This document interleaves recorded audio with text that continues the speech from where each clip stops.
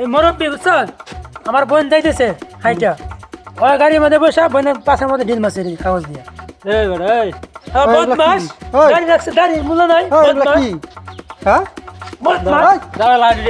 বদমাস কোনটা বদমাস জনগণ রাস্তার মধ্যে মুরব্বী আছে এর মধ্যে মাইয়া আছে বাসায়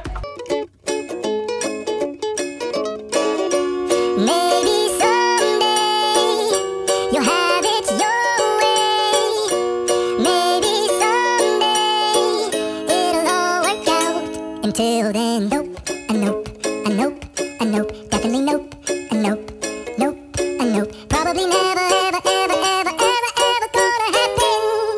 Oh no. Hello, ভাইয়া। আমি বাসায় আইতেছিলাম এই রাস্তায় একটা মুরব্বি আমার পাশার পরে একটা কাগজ দিয়ে ঢিল মারছে। হয় আমি এখানে দাঁড়ানো আছি ওই যে রাস্তায় মোড়ে আছি 3 রাস্তার মোড়ে হয় আপনি একটু আসেন আচ্ছা দাঁড়াইলাম আমি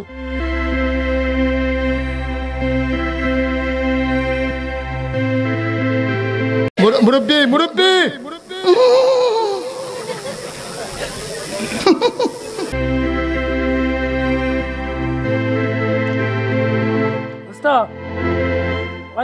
লেগুনার সামনে আইতো মুরে চালু আয়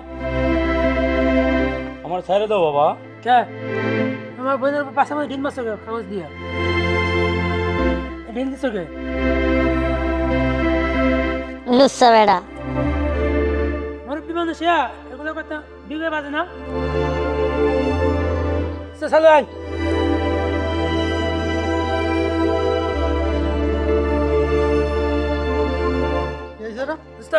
এই মুরব্বী বুঝছেন আমার বোন যাইতেছে হাইটা ওই গাড়ির মধ্যে বসে বোনের পাশের মধ্যে ঢিল মাছের কাগজ দিয়ে বদমাস গাড়ি রাখছে গাড়ি মূল্য নাই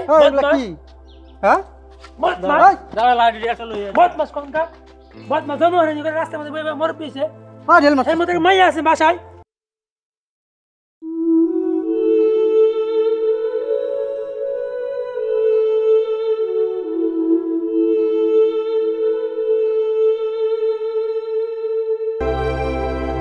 আব্দুল ভাই খোয়া কি সব ভাঙা হয়েছে চেয়ারম্যান সাহেব ভাঙা শুধু না কাজ শুরু হয়ে গেছে অলরেডি এইগুলো দিয়ে কাজ করছো কাজ করা হয়েছে 2-1 দিনের মধ্যেই কাজ শেষ হয়ে যাবে ওই সমস্যার কারণে 2 দিন বন্ধ রাখা হয়েছে ওই বাড়ির কিন্তু ছাদ ঢালাই করতে হবে ও কাজটা শুরু হয়ে যাবে এই থামো থামো থামো কি হয়েছে মুরব্বি মানুষ এত হেনস্থা করতেছো কেন হেনস্থা করবো না কি হয়েছে কি করছে আপনি জানেন আমার এলাকায় তো এরকম মুরব্বিদেরকে হেনস্থা করা হয় না কি হয়েছে আচ্ছা ছাড়ো দেখতেছি আমি দেখি ছাড়ো মুরব্বি উপরে বসেন আমি দেখতেছি লন মোবাইল লন চেয়ারম্যান সাহেব এই মুরব্বিকে আপনার কাছে নিয়ে আইছি এর সুষ্ঠু বিচার করে দিবেন চেয়ারম্যান সাহেব এক পা খবর চলে গেছে বুঝছেন এরপরেও আমার শুরু মনে রাস্তায় হাঁটে যাইতেছে এই গাড়ির মধ্যে বসেছিল যাওয়ার পরে পিছন দিকে কিছু গেছে এই কাগজ দিয়া ঢিল মাসে কাগজের মধ্যে আই যাইব দেখি কাগজটা দেখি কিছু কিছু মুরব্বির বদলাম হয় বদমাস বেড়া আনা বল লুচ্চা আমি সবার জানি দাঁড়াও আমি দেখতাছি লুচ্চা দুনিয়া লুচ্চা মাথা ঠান্ডা রাখো আমি দেখতাছি আই লাভ ইউ মুরব্বি এগুলো কি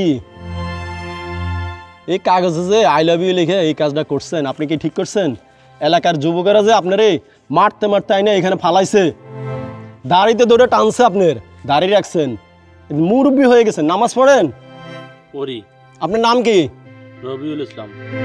রবিউল ইসলাম নামটাও তো অনেক সুন্দর রবিউল ইসলাম নামাজ পড়েন আর এই কাগজে লিখে এই কাজটা করছেন এলাকার যুবকেরা আপনারে মারতে টানতে না এখানে ফালাইছে দাড়ি ধরে টানতেছে আপনার কি একটু লজ্জা করে না করবো কেমন লজ্জা আছে নাকি ওর লজ্জা থাকলে কি এগুলো করতে ওর জন্যই তো এই মুরব্বিদের বদনাম হয় এই যে এতগুলা লোকের সামনে আপনারা এইভাবে অপমান করতেছে তারা আমি একজন চেয়ারম্যান আমার সামনে আপনারা এইভাবে অপমান করতেছে হ্যাঁ মেয়ের বয়সে আমার বোন হ্যাঁ কামটা করে কি হয়েছে চেয়ারম্যান সাহেব দাড়ি দূরে ভাই কি গেছে চুলে কলপ লাগাইছে আবার আপনার ছেলে মেয়ে আছে একটা মেয়ে আছে মেয়ের বয়স কত 16 বছর আপনার মেয়েও তো যুবতী তাহলে আপনার মেয়ের বয়স 16 বছর আপনি যে এই কাজটা করছেন এটা কি ঠিক হয়েছে?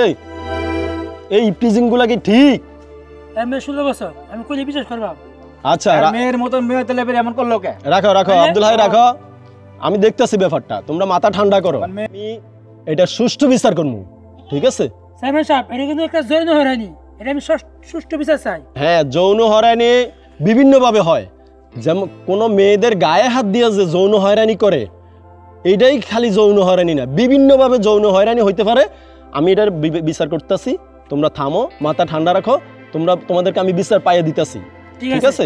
ঠিক আছে, অবশ্যই চেয়ারম্যান সাহেব পক্ষ বিচার নিয়ে দিবেন। হ্যাঁ ঠিক আছে। মুরব্বী, আপনি এই কাজটা কেন করছেন বলবেন? চেয়ারম্যান সাহেব, যদি আমাকে বলার অনুমতি দেন তাহলে আমি বলবো।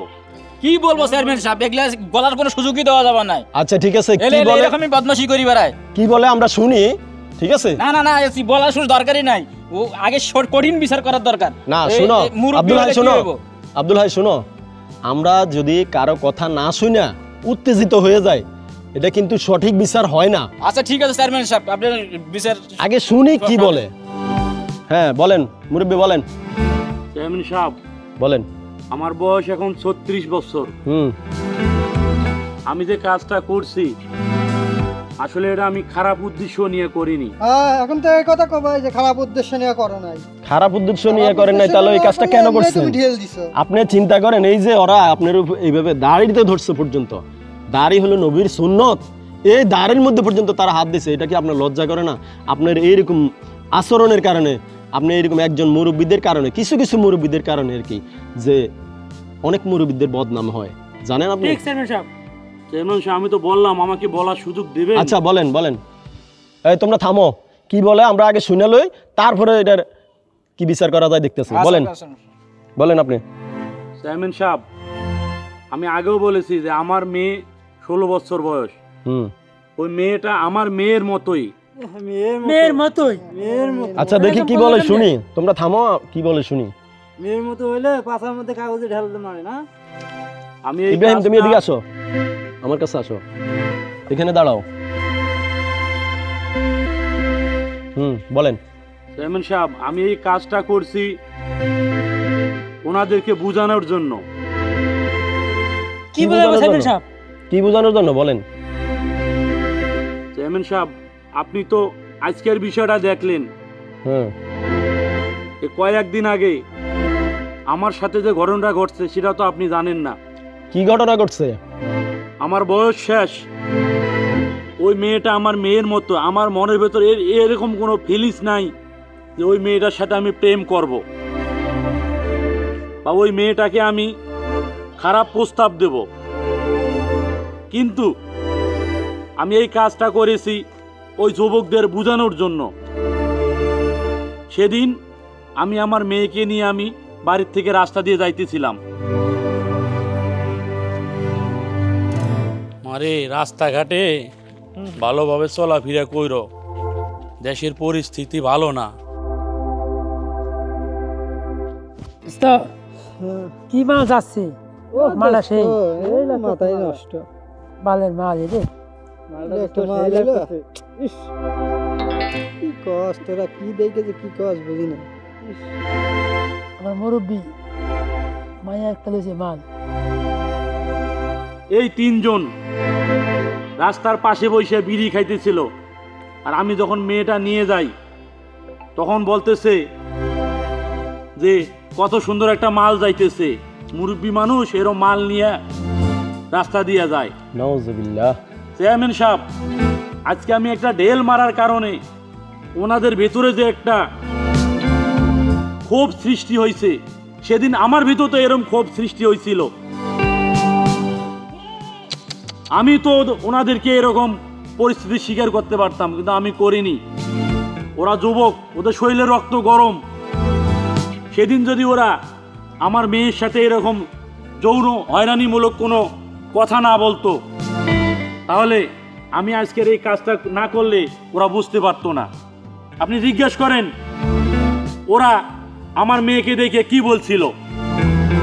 আজকে ওদের শরীরে রক্ত গরম, আমাকে টেনে হিসড়ে ছিঁড়ে ফেলবে, আমাকে অপমান করতেছে। আমার ভিতরে তো এরকম আগুন জ্বলতেছিল সেদিন। কেন আমার মেয়েকে যৌন হয়রানি করবে এই যুবকেরা? আপনি জিজ্ঞেস করেন এই 3 যুবকই ছিল, এরাও তো আমার ছেলের মতো। তোমার নাম কি? আমার নাম ইব্রাহিম মোহাম্মদ। তোমার নাম কি? আমার নাম আরিফ শেখ। তোমার নাম কি? মোহাম্মদ রেজওয়ান। তোমরা যে মুরব্বী যে বলছে কথাটা কি সত্যি? জবাব দাও। আর কি বলবে চেয়ারম্যান সাহেব, আসলে এরা যে অন্যায়টা করছে। আচ্ছা আব্দুল হাই, তুমি থামো। তোমরা মুরব্বী যে বলছে তোমাদের কথা, এই ঘটনাটা কি সত্যি? বলো। কথা বলো জোরে, মুখে নাড়াও কেন? আমি তো মনে করছি মুরব্বী যেটা করছে এটা মুরব্বীর অপরাধ। আসলে তো মুরব্বী কাজটা করছে তোমাদেরকে বোঝানোর জন্য। তোমরা যুবকরা যদি, তোমাদের উচিত এলাকায় কেউ যদি এইভাবে অপরাধ করে, ইপটিজিং করে, কোনো যৌন নির্যাতন করে বিভিন্নভাবে, তোমাদের উচিত তাদের বিরুদ্ধে এটা অ্যাকশন নেওয়া, আমাকে বলা, আমার কাছে জানা। তোমরাই যদি ওইগুলো অপরাধ করো তাহলে এই এলাকায় মানুষ টিকতে পারবে? বলো। সারা বাংলাদেশের মানুষই তো এগুলো অপরাধ করে যাবে। বিষয় আমরা বুঝতে চেয়ারম্যান পেরেছি। সাহেব, সরি, আমরা ভুল করছি, আমাদের ভুল হয়ে গেছে, আমাদেরকে মাফ করে দেন। এখন তো তোমরা এই কথা মুরব্বির কাছে ক্ষমা চাও। মুরব্বি যে বোঝানোর জন্য করলে, মুরব্বি যে আগে তোমরা হেনস্থা করছে, আমরা তো মনে করছি মুরব্বি সত্যি সত্যি অন্যায় করছে। মুরব্বির কাছে ক্ষমা চাও সবাই, যাও। ওনাকে আমাদের ভুল হয়ে গেছে, আমাদের ভুল হয়ে গেছে, আমাদেরকে ক্ষমা করে আজকে থেকে আমরা বুঝতে পারছি যে আপনি যে কাজটা করছেন ওই ভুলটা আপনি করেন নাই, আমরা করছি। আমাদেরকে বোঝানোর জন্য করছেন এগুলো, বুঝতে পারছি আমরা, আমাদের ভুল বুঝতে পারছি, আপনি আমাদেরকে ক্ষমা করে দেন। দাঁড়াও মুরব্বি, শুনেন। বলেন চেয়ারম্যান সাহেব। ওরা যেটা করছে আসলে অপরাধ করছে। কোনো অপরাধী যদি নিজের ভুল বুঝতে পারে, বুঝে যদি ভবিষ্যতে এই ধরনের অপরাধ না করে, অপরাধের বিরুদ্ধে, ইপটিজিংয়ের বিরুদ্ধে সোচ্চার হয়, তাহলে সেটা আমাদের কাছে অনেক বড় পাওনা। জি চেয়ারম্যান সাহেব। আপনি তাইলে ওদেরকে মাফ করে দেন। আমি মাফ করে দিছি চেয়ারম্যান সাহেব। হ্যাঁ, আমি ওই মেয়েটার সাথে যে এ ধরনের একটা কাজ করছি, এই জন্য ও আমার মেয়ের সমতুল্য। যদি আমি অন্যায় হয়ে থাকে, তোমার মতো আমারও মেয়ে আছে, ঠিক আছে? ওনারও একটা মেয়ে আছে তোমার মতোই। যেহেতু উনি এই কাজটা করছে, আসলে কিন্তু খারাপ উদ্দেশ্য করে নাই, ওদেরকে, তোমার ভাইদেরকে বোঝানোর জন্য করছে, ঠিক আছে? এখন তোমার ভাইয়েরাও যেন ভবিষ্যতে ভালো পথে চলে, এইভাবে তোমার ভাইদেরকে বুঝাবা, ঠিক আছে? ঠিক আছে? আর নিজেও সুন্দরভাবে চলবা, বাইরে চলতে গেলে পর্দা করে চলবা, ঠিক আছে? আচ্ছা ঠিক আছে, তাহলে সবাই ভিউয়ার্স, এতক্ষণ ধরে আমাদের এই ভিডিওটি যারা আপনারা দেখেছেন, মূলত সেক্সুয়াল হ্যারাসমেন্ট। আমাদের উদ্দেশ্য হলো এলাকার যুবকরা যেন, বাংলাদেশের যুবকরা যেন কোনো মেয়েকে যৌন হয়রানির শিকার না করে। মূলত সেই উদ্দেশ্য বাস্তবায়নের লক্ষ্যে আমাদের এই ভিডিওটি তৈরি করেছি আমরা। যৌন নির্যাতন এমন একটি ব্যাধি, এই ব্যাধি যার সাথেই হয় তাকে এমন একটা পর্যায়ে নিয়ে যায়, সে ব্যক্তি জীবনে, পারিবারিক জীবনে, সাংসারিক জীবনে, তার চাকুরি জীবনে, সব জায়গায় সে একটা লজ্জা, আতঙ্ক, ভয়ের মধ্যে থাকে। এমনকি ওই ব্যক্তিকে মৃত্যুর দ্বার প্রান্ত পর্যন্ত পৌঁছায় দেয়।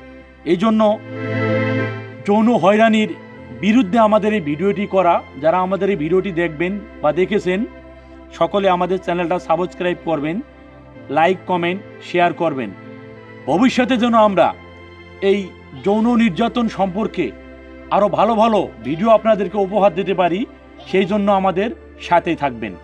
আসসালামু আলাইকুম। আসসালামু আলাইকুম। কাট করেন।